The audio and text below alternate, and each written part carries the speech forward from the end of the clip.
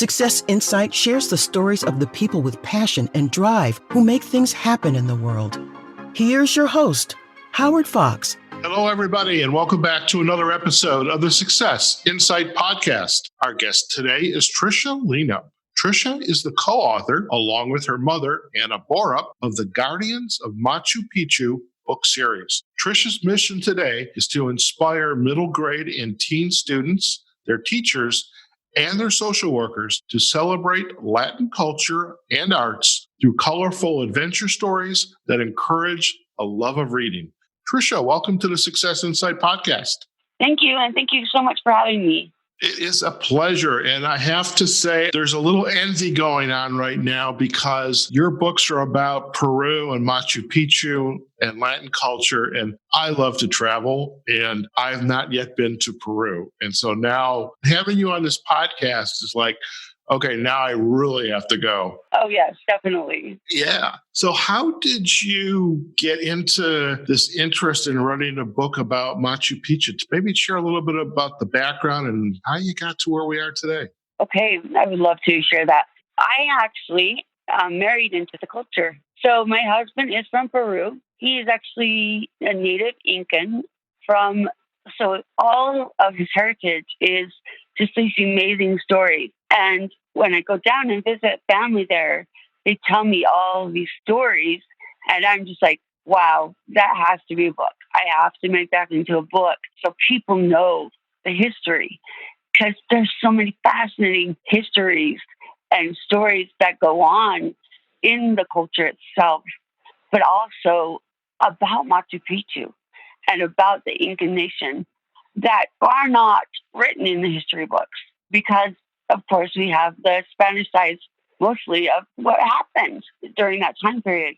As we look into this, it's really great to be able to see this amazing, rich culture. You know, as I listened to what you've just shared, two things immediately came to mind. One is probably the middle of last year, we interviewed a gentleman, his name's Leon Jones, but he talks about himself with his moniker, Peruvian Jones. So he, I guess, went near the capital of Peru, Lima, and then up in the poor neighborhoods and started what's called a wawawasi, like a school for kids. Yeah. And just a rich, very rich story. And then thinking about the gentleman that painted my house recently was from Peru, and he was always wearing the colors. And you talk about the vibrant colors. And I just remember that. And now you talking about like Machu Picchu. Now, have you actually hiked Machu Picchu with your husband? So we've been close to Machu Picchu. Yeah, we've been into Lima and the house. Of course, we have a house in Lima. My favorite place to go in Peru, besides the amazing historical site, is Asian Beach.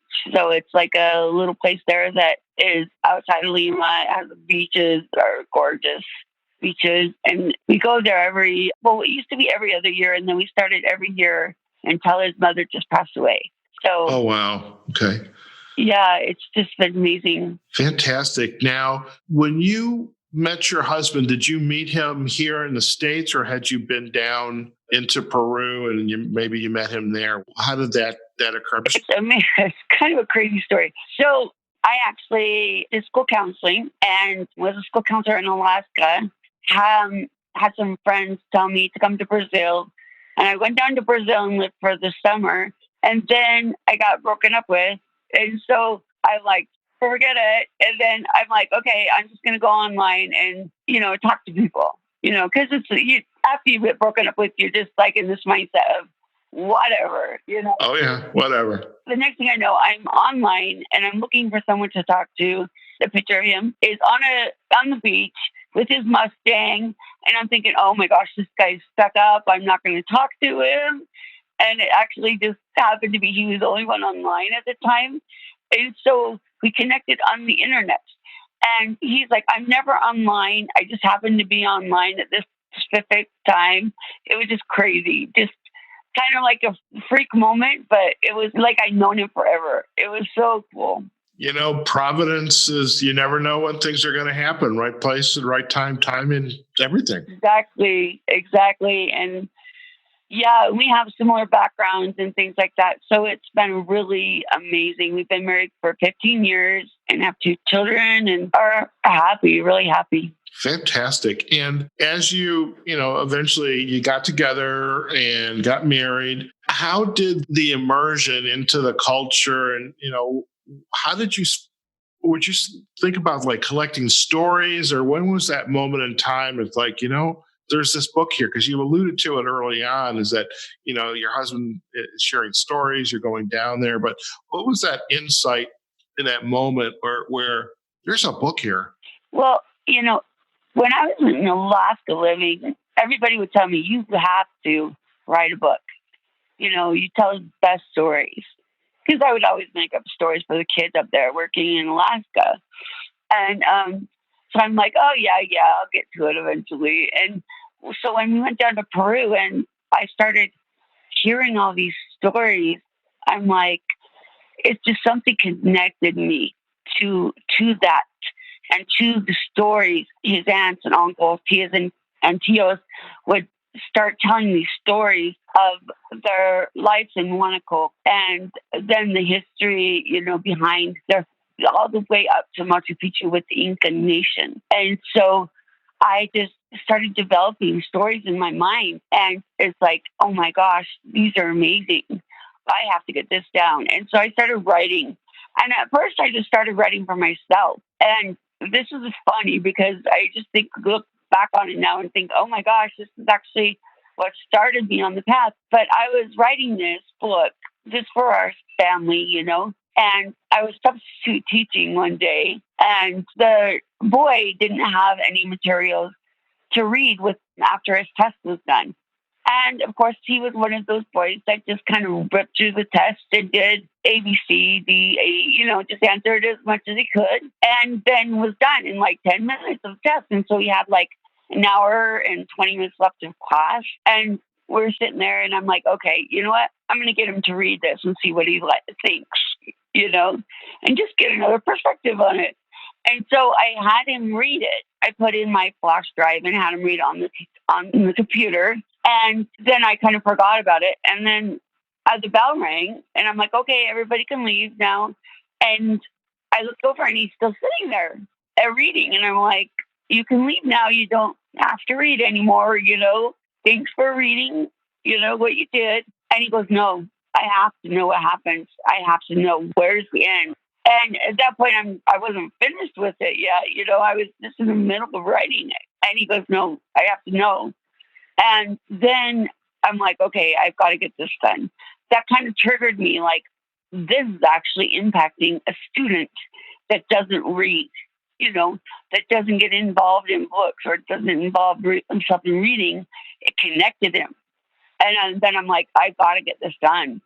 And that's what kind of started me on this whole journey of writing this history and the connection of the history to this fascinating stories. So it's a historical fantasy is what genre it's in. Okay.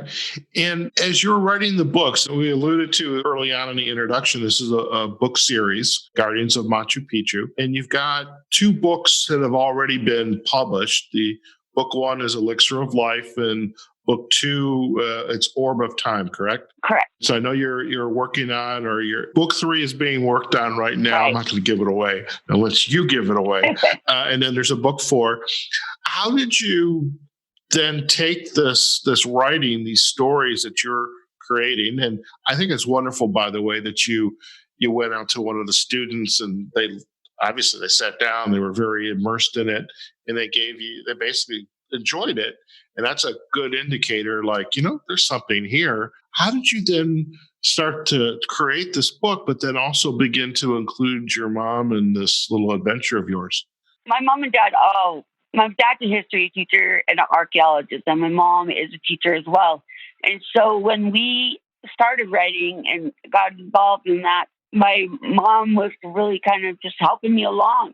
She kind of wanted to help me in the writing process because I have my doctorate in education, but I never really wrote besides dissertations and curriculum. So she got involved in the Utah creative writing process and things like that because they live in Utah. And so I wanted her input. And that's how it kind of came about that she drew herself, I guess, drew herself in, and I drew her into this process by just, connecting with her on that level of being able to get her ideas on what I was writing. And then, of course, they love going down to Peru with us. They've been down to Peru with us twice now. And we went to, not to Machu Picchu with them, but we went to a place called, trying to remember the name now, it's just outside of Peru, an ancient ruin. It's like 5,000 years old, and not a lot of people know about it. So it's even before, and this is actually going to be down the line in the books, but it's actually a civilization that was before the Incas. And so we're going to even go back a little bit even further than that. And when you step out into this place, it's like you're walking into Egypt, just to give you a little clue there. But it's amazing. It really is. I got to tell you, when I have about three weeks available of time to do vacation, I'm lining it up for when you and your husband and parents are down in Peru. Definitely. We can show you around. Yes. There you go. I'm a very opportunistic podcast host. Okay. Very opportunistic. You're welcome to come. Oh, thank you. And so you got your mom involved. Are the books designed to be standalone, or do the stories overlap any? How does that working? When I wrote the first book, I wrote it not really being a writer myself and kind of just pulling some ideas. And then I went to a lot of writing classes and a lot of writing groups with Andy Fenimore, who is a best-selling author, Richard Paul Evans, and those guys. And I started learning from these guys how to really put things down on paper and how to draw your audience and write better. And after I went into those classes, I'm like, I'm going to add to the book and pull it and rewrite it and add more depth into this book and create a better book. And so that's where we got it, pulled it back, and then we brought in Elixir of Life Part 1, and then it's now Part 1 and Part 2. And Part 2 was supposed to be released in March, but because of what's going on in the world, it should be done. Well, it's done and ready to be released, but we're just waiting for the lull of this, coronavirus thing to happen. But yeah, it's just, oh man, I just can't wait till that's out. I get so many great compliments from the first book. It has like a 4.5-star rating on Amazon, the first one. And then also I have parents that come to me and say, my son's autistic. He doesn't read at all. But I bought your book for me to read, and he stole it, and he won't give it back. Oh, wow. And I'm like, okay, this is what I want to hear, I love those stories. And that's where we went and started doing the curriculum for the schools. And we started drawing that area into it as well. So, Leah, let's talk about that. So you've got these books, you're getting some really nice reviews, and you're kind of doing the rewrite, and you've got a number of books now in the series. How have you begun to take the culture, the lesson, and the about Peru to bring those into a curriculum for students? So how has that kind of developed? Oh, it's been so much fun. So my background, and of course my mother's background, is in education. So to be able to create not only a book, but to be able to create a lesson with the book and to be able to use it in the schools. So the teacher can use this book in the schools, and we have lessons created for them to bring out questions, and so they can use it for a history lesson or a cultural lesson, any type of lesson they want, even art, they can use it for an art lesson. So there's different ways that they can use the lesson and use them in the classroom. And to be able to have that curriculum already made for them is such a key component. Another thing that I've been trying to do for a long time since I released the first book is trying to get a video game created. So I have developed or written up this video game. I just need a video game writer to then develop it and create it and put it out there. And at one point in time, I did find someone that we thought we would do a board game and make it a board game. But he got really busy with other commitments, and so he wasn't able to help. Now I'm in this, because we used to live in Utah, but now I'm in the Bay Area where we get a lot of technical people that I'm just putting it out there. Oh, yeah. Hey, if anybody knows how to write video games, please let me know, because I really want to connect this video game, because I want the video game that I've written is actually part of the education as well, because they have to read the book in order to get through the levels of video game. And so it kind of connects the reading and makes it more fun for the student or for individual person. Fantastic. Well, Trycia, you are actually in the right place, because you and I connected via LinkedIn because, we had early on sent out invitations for authors to be on the podcast, but I have a huge LinkedIn network, and I'm happy to help you. We'll find somebody for you to that would be amazing. I would love that. We'll do that. I can definitely help you with that. Let me ask you a question now. So you've got the education components. What's an example of one of the lessons that a child would be going through in the education sequence? Okay. So what we do is actually we have a couple different programs. One of them, we go into the classroom and we teach a lesson on Peru and on basically the history of Peru or the art of Peru, whatever area the teacher's in. And then after we teach the lesson, we do a mini lesson on writing and how they can write their own choose your own adventure. And we set them up with a choose your own adventure kind of idea of what to put in the book. And then we put them in teams and have them write their own choose your own adventures in teams. And then we actually put it on our website. So it's a really fun process for the kids. Students, we've gone into 3 different classes so far. And that was last year because we just barely started that program. And it's been very successful, and it's very exciting. Well, with the COVID-19 virus and the fact that, we're still, depending on where you're at, under quarantine and the schools are closed. And I mean, this is a perfect opportunity to take this education and the what you've created and make it into a virtual offering. It's a perfect opportunity for that. Oh, yes. Yeah, definitely. I've been doing these mini lessons online of how to write just for the kids in my area. I've offered it, but I'm willing to open it up to anyone if they just email me and they want their kids involved in this process. We have a program we're going to open up for the summer where I teach these mini classes. Then they would get a free book with the class.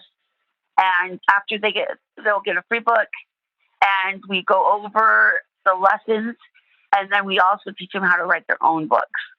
And it's a really fun little opportunity for the summer, involving the students to help them with the creative writing and the creative process, but also their history and connecting them with their history. So they keep on learning through the summer. And each of these classes, the prices will depend individually. I'll talk to the parents on the prices. I don't want to kind of give that out yet. Right, sure. I want to talk to parents to kind of see where they're at, because I want it to be affordable for everyone. Sure. And the age range, I mean, in the show notes, I saw, middle grade to teen, but is that the sweet spot you're looking for? We do middle grade to teen, but we also have started doing lessons from anywhere from 3rd grade on up. So 3rd grade is about age 8 or 9 on up. It's been fun, really fun. Very interesting.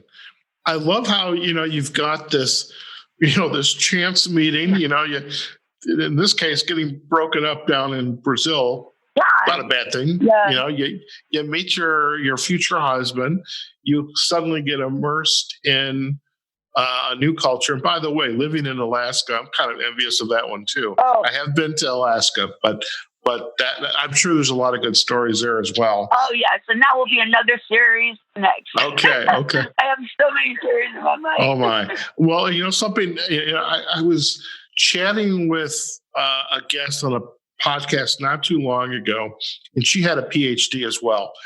And I remember her comment is, having a PhD and writing your dissertation is not the same thing as writing a book, because different kind of mindset. So you've developed this love of the culture.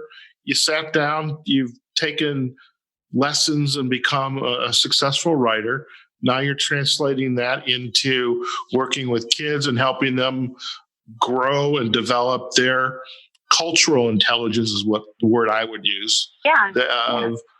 Of new cultures, and helping the schools, the parents, and that's just a wonderful journey that you have been on. And when you look back at it, what do you say to yourself of, oh my God, how did I get here? Or this has been a great ride, I can't wait to see what's next. What are you saying to yourself? Kind of both. Seriously, I look back and I'm like, wow, I would never thought I would have got here in high school, And then, and some of my teachers are probably, yeah, that's true. But I look back and I'm like, yeah, wow. And then some of me is saying, this is so amazing, and I want to go so much further, and I cannot wait to get, all the things that I have in my head out there, so many different series, so many different books that I want to write and teach people about so many different things and so many different genres, and, not just stay with a historical fantasy genre, but also a historical romance, or, venture out a little bit on different things. So, yeah, so many different things. Oh my! I mean, you've got to go back into our library of podcasts. There are so many other authors out there that have worked with us, and be great to have conversations with. And who knows? Maybe there's some collaboration there. Maybe I'll bring all of you guys together on a big podcast. That would be so fun. That would be great. That would be it. So I got another question is the husband. Okay. And the kids. What do they say about, Trycia Lino, author? What are they saying? Her mom the author, the wife the author. What are they saying? Oh my goodness. Okay. So it's so cute. I would go do book signings, and I have my 4-year-old. He's 4-year-old now, but he was 2 years old at the time. And he would go around the store, and he would drag people over, and he would say, this is my mommy. She wrote Guardians of Machu Picchu, Elixir of Life. And he would bring over people, and then I would tell them, what it was about, and they were excited and bought the book. But he would be the initial salesperson in the whole thing. And I think it's so cute, because he still does that today. He'll say, oh, Mommy, you got to go tell them about your book. Or, Mommy, go give them your card, because they need to know about your book. And he's only 4 years old. He just is so excited about the book and sharing about the culture of Peru. He loves the history of Peru as well. And then I have an 8-month-old, so he's not quite yet there, but ready to speak out about the book. But they just are so fun. They're so fun to have. That is cute. You know what? Something to think about. And again, I'm just, as I'm chatting, my imagine a light bulb right above your head going pop, pop, pop. These light bulbs are going off.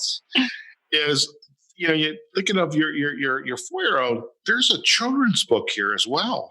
Oh yes, yeah. And I think I'm gonna have my mom and myself coordinate in that, and my dad draws. He's like an artist as well.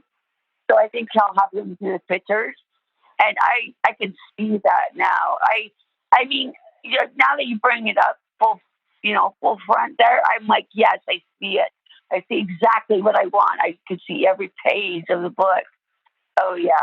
Oh my gosh. So I'm going to introduce you to Barbara Ann and Victor Mojica.